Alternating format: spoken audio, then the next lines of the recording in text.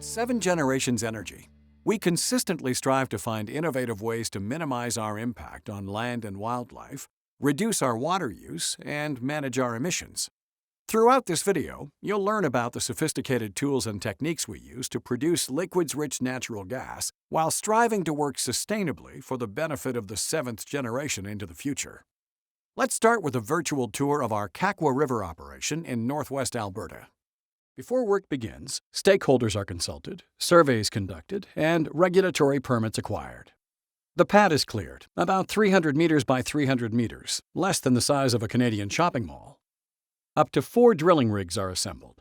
Each rig drills several wells, walking the 10 meters between holes. The Kakwa River project is on provincial land that is shared with several other land users: forestry, recreation, and wildlife. From high overhead, the pad footprint is small. Now, let's take a look at the technology we use on site. Welcome to 7Generations Energy Drilling Site. In order to unlock hydrocarbons that lie deep within the surface, we are using this drilling rig in order to drill through multiple layers of rock and reach the targeted formation. Each rig drills several wells, walking the 10 meters between holes. Wells are drilled vertically, 3,000 meters deep and 3,000 meters horizontally, to tap the edges of the reservoir under the pad. High-tech drill bits and directional instruments guide the well precisely along a set path to reach the entire reservoir and maximize recovery. Wells are drilled in pods of 9, up to 36 wells on a super pad. High-tech drilling and completions reach deep and far under the pad, minimizing surface impacts. We see a lot on the surface, but there's plenty happening underground. Long-reach horizontal wells tap the reservoir under 4 square miles of land, which means that the super pad disturbs less than 1% of the surface.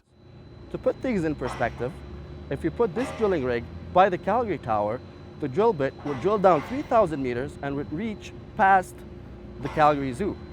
Now let's go in the substructure and have a look at the BOPs. We are now located in the substructure of the drilling rig. Here we can find a really important piece of safety equipment, the blow-up preventer, also called the BOPs. The BOPs is an essential piece of equipment for the safety of the crew and the environment. It is why it is highly regulated by authorities. As you can see behind me, the BOPs is bolted on straight to the well. It is essentially a set of specialized valves that are stacked on top of each other that allow us to control and monitor the well in case of an inflow from the wellbore from deep below. We are now located in the doghouse. It's the drilling control cabin where the driller sits on his cyber chair. The driller is essentially responsible for the security of the crew as well as operational aspects of the drilling rig. From the cyber chair, he's able to control many aspects of the rig. Dave, can you please walk us through a couple of these things? Absolutely. So the driller is able to control the direction of the bit using the cyber chair. He uses the weight on bit and the auto driller to increase and decrease the amount of weight that we put in order to drill, as well as all the safety features, including the controls for the BOPs. We also have a real-time operational center located in Calgary that help us drill the well safely and in the right direction. This operational center is located about 700 kilometers from here. We are located in the heart of the action of the drilling operations, the rig floor. This is where all the tools required to drill the hole are assembled together, as well as where all the connections are made up with the drill pipe to push the bit below the surface. I have here with me Dave Hoffman, the superintendent of this operation, and he's going to walk you through a couple pieces of equipment and how connections are made. Thanks, Emil. So typically during a connection, there will be 2 to 3 workers who work here on the rig floor. Their job is to control the equipment as it is here on the ground. Above us at the monkey board, about 30 meters up, derrick hand will be up there to manipulate the pipe into the top drive. The top drive, a big yellow piece of equipment above us, is very similar to a large drill. It is used to rotate the pipe and torque the pipe up to a spec on a connection, or during drilling operations, it's used to rotate the pipe to whatever we need. Great, thanks. We are now located on a completion site.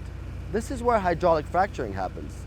Hydraulic fracturing is the process of injecting fluids and sand into the wellbore at high pressures in order to fracture the rock. These fractures allow the hydrocarbons to flow through the rock. After drilling is done, a completions crew moves in to hydraulically fracture the tight siltstone, pumping water and sand to open pathways that unlock the liquids-rich natural gas. Now imagine you're at the bottom of the reservoir, 3 kilometers deep. Look up. The surface is the distance of 5 CN towers stacked on top of each other. The wells are deep. Once the well is drilled and fitted with a completions liner, hydraulic fracturing starts at the toe of the well. High-pressure water is pumped into the rock through small holes in the liner. Sand is pumped in to keep the fractures open. Pathways for the liquids-rich natural gas are built, and the reserves flow up the wellbore. Wells are fractured in several stages over several days in sequence, liberating the hydrocarbons. Looking at the end of the reservoir, we see wells precisely drilled about 250 meters apart. Strategically mapped from surface, they cover the upper, middle, and lower sections of the formation. Fractures interconnect to harvest the optimal amount of resource. Over 99% of the fracturing fluid is composed of water and sand, and less than 1% is composed of additives such as a gelling agent or a friction reducer. These products can also be found in beauty products, contact lenses, and even food as a thickening agent. Here we can find the blender, the water storage, as well as the sand storage. The blender mixes the water, the sand, and small quantities of additives before sending them over to the high-pressured pumps. This is the sand that is used in hydraulic fracturing. It is very similar to beach sand. It is what we use to keep the fractures open in order for the hydrocarbons to flow. Behind me, you can find what we call the frac tree. It is only installed during fracturing operations. It allows us to link the surface equipment to the wellbore. It also consists of several valves, allowing us to isolate the wellbore before and after the fracturing operations. We are now in the data van. This is also known as the control center. This is where the frac supervisor controls and monitors the fracturing job. Brad here is the fracturing supervisor of this operation, and he's now going to take us over a few parameters that he watches over during the job. Yeah, so we got one main display that we're watching most of the time. A few of the parameters we're watching is our red line up here is the pressure. That's the pressure which our fracturing fluid's injected into our wellbore. We have our yellow line, which is the rate. So that's the rate at how fast we're injecting that fluid. And then at the bottom we got our green line as well as the grayish line that represents how much sand is being added to that fluid. As we go through the fracture, the concentration increases on the sand, therefore helping with production later on once we're done. Thanks, Brad. All this data is also being transmitted through the internet through a satellite dish to be monitored in Grand Prairie by our real-time operations engineers. Our stakeholders are concerned about the environment, and so are we. In this case, they want to know what impact on the surface our hydraulic fracturing deep underground may have. What we did was we installed these seismic monitor systems. This is one of 5 that's in our Kakwa River project. It's solar powered and it has a geophone in the ground. If I jump up and down, we may get a signature on the seismometer here at this location. In reality, over time, we found that we have no measurable impact of any significance from our hydraulic fracturing 3 kilometers deep. We share this information with the public so that they understand our impacts and we have full transparency about how we're operating. We're here at our cut bank gas processing plant. This is the final step in the production phase where we separate the natural gas from the natural gas liquids before it goes to market. With time, part of the superpad is no longer needed. The first phases of remediation begin. After years of productive life, facilities are removed.